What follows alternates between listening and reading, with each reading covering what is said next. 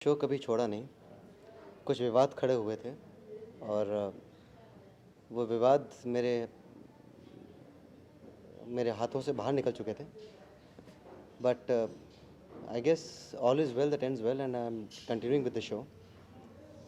The controversy was not a controversy, that was an issue जो हुआ था। Every family, every production house, every corporate house has its own ups and downs. But just because I guess we are in limelight, the show is in limelight, my character is in limelight, so I guess उसको काफ़ी ज़्यादा media publicity मिली। बहुत से लोगों का बहुत से तरीके हैं उसको, अपना अपना अनुवाद है उन लोगों का कि किस तरह से ये कंट्रोवर्सी हुई, क्यों हुई। लेकिन जो मसला है, जो मामला है, वो शायद प्रोडक्शन हाउस और एक्टर शायद दोनों जानते हैं एंड दोनों का बहुत ही सीधा सा समाधान निकल गया and I think I am back with the show. और why should there not be any controversy, क्यों नहीं हो? We are all humans, we are all actors, we are all professionals. We can agree, हम लोग कभी disagree कर सकते हैं, कभी एग्री कर सकते हैं। The only idea is that how you come back on it is the media which is I guess which is overly hungry. बहुत ज़्यादा मीडिया को भूख रहती है कि किसी भी चीज़ को बेचने के लिए, किसी भी चीज़ को, जो छोटा सा भी मुद्दा होता है उसको बड़ा बना दिया जाता है। सो आई थिंक कि लोगों को गुमराह करने में हम लोगों से ज़्यादा मीडिया का हाथ रहता है, because they should act more responsibly. उन्हें पहले किसी भी मुद्दे की गहराई तक जाना चाहिए, उसके बाद किसी भी चीज़ को पब्लिश करना चाहिए। I guess it was an issue and there are always issues in all fields.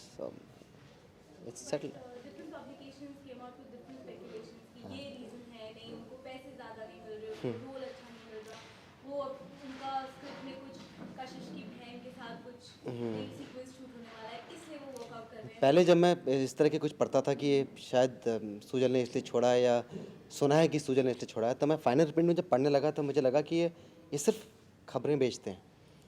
क्योंकि जहाँ कहीं भी लिखा होता है कि शायद ऐसा होने वाला है या सुना है कि सूजल इसलिए छोड़ रहे हैं, वो सब बकवास होता है। एंड आई थिंक कि मुझे लगता है, मैं इनफैक्ट बड़ा खुश होता हूँ इन सब के बाद कि इसका मतलब कि अगर मेरा नाम सुर्खियों में आता है, इसका मतलब खबर बिकती है और मेरे लिए इससे बड़ी और क्या बात है। लेकिन इसमें जितने भी ये इश्यूज़ आए, जितने भी लोगों ने रूमर्स थे, जितने भी अफवाहें फैलाई, वो सिर्फ पब्लिसिटी, उनके लिए पब्लिसिटी का एक चीप स्टंट था। किसी प्रोडक्शन हाउस या किसी एक्टर के लिए कोई पब्लिसिटी स्टंट की ज़रूरत नहीं थी, क्योंकि मुझे नहीं लगता कि इस पर्टिकुलर सीरियल के लिए, इस पर्टिकुलर शो के लिए किसी को पब्लिसिटी की ज़रूरत है। बिना किसी पब्लिसिटी के रात के 11 बजे जो शो आज की तारीख में नंबर 1 है, उस शो को क्या पब्लिसिटी की ज़रूरत होगी? So I guess it's the other way around. Publicity जिन्हें चाहिए वही इस तरह की खबरें छाप देते हैं कि ये कारण है, वो कारण है और वो कारण है। I think they should consult the people first and then write something. तो आपका कहना है कि success and fame is always followed with the controversy, ना ही विक्टिम ऑफ दिस? मैं किसी चीज़ का विक्टिम नहीं हूँ, ना ही सक्सेस का, ना ही फेम का। मुझे लगता भी नहीं है कि मुझे कोई फेम मिला है, मेरे कैरेक्टर को फेम मिला है। And Rajiv Khandelwal, the man behind this character, is still unknown. कोई प्रॉब्लम हुई हो, आई थिंक यस, कंट्रोवर्सीज़ वहाँ होती हैं और वो कंट्रोवर्सीज़ बन जाती हैं जो चीज़ बहुत ज़रा लाइमलाइट में होती है। मुझे बहुत खुशी है कि लोगों ने इस बारे में चर्चा की, नोटिस किया, मीडिया ने लिखा। इसका मतलब जाहिर सी बात है कि हमारा सीरियल बहुत अच्छा कर रहा है और मैं चाहता हूँ कि सीरियल हमेशा हमेशा के लिए अच्छा करता रहे, भले ही मैं इसका पार्ट हूँ या पार्ट ना हूँ। But I really want this show to work and I am glad that this show is working. Tell us little bit at least what was the issue that brought about this entire craziness in the media. देखिए, issue कुछ नहीं था। Issue was, I don't think anyone has the right to even understand that issue, because मुझे नहीं लगता कि मुझे किसी को बताने की ज़रूरत है कि क्यों, क्या कारण था। वो मेरे और मेरे प्रोड्यूसर्स और मेरे डायरेक्टर्स के बीच में था और बहुत ही पर्सनल मामला है। आप लोगों का जो ऑडियंसेस है, उनका काम है कि किसी भी सीरियल को देखना, सराहना। बाकी हमारी पर्सनल लाइफ में, हमारी प्रोफेशनल लाइफ में किस तरह के उतार चढ़ाव आते हैं, उसका जानने का हक शायद सिर्फ हमारे अलावा और किसी को नहीं है। So, do you think that if Sujal would have worked out with this show, this show would have been what it is, or would be what it is? Minus Sujal, Yes. Minus Rajiv. Minus Rajiv. देखिए, मेरे हिसाब से कोई भी serial को कोई भी actor नहीं बनाता है, उस सीरियल को उसका किरदार बनाता है। और मुझे मालूम है इस बात से, मुझे बिल्कुल भी डाउट नहीं है कि अगर मैंने ये सीरियल नहीं किया होता या मैंने सीरियल नहीं किया या मैं छोड़ दूंगा अगर, तो ये सीरियल नहीं चलेगा। ज़ाहिर सी बात है, लोगों को वो कैरेक्टर पसंद है ये एक्टर अभी पसंद नहीं है, it's too early I guess. I mean I think they like the actor also in this particular character, but it's too early for me to say कि that the actor has arrive, he is yet to arrive. मुझे अभी अपने आप को prove करना बाकी है. ये तो मेरा पहला प्रोजेक्ट है. मेरा असली जो टेस्ट है, मेरा असली इम्तिहान मेरे नेक्स्ट प्रोजेक्ट में होगा, जहाँ पे मैं अगेन वही एक्टर दूसरी भूमिका निभाएगा. तो सूजल आते जाते रहेंगे, आई मीन एक्टर आते जाते रहेंगे, लेकिन the character will always retain its punch and whatever. Balaji television के बाकी सभी शो की तरह ये पब्लिसिटी स्टंट तो नहीं था? जिस शो को 11 बजे इतनी पब्लिसिटी कभी की नहीं, आज तक आपने कभी हमारे सीरियल का प्रोमो नहीं देखा. बहुत कम प्रोमो देखे हैं आपने. आज तक आपने मेरे ख्याल से गिने चुने होर्डिंग देखे होंगे.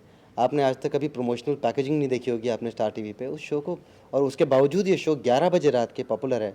क्या आपको लगता है कि बालाजी को इस शो के लिए पब्लिसिटी की ज़रूरत है? I think it's too vain, it's too shallow to even think on those lines.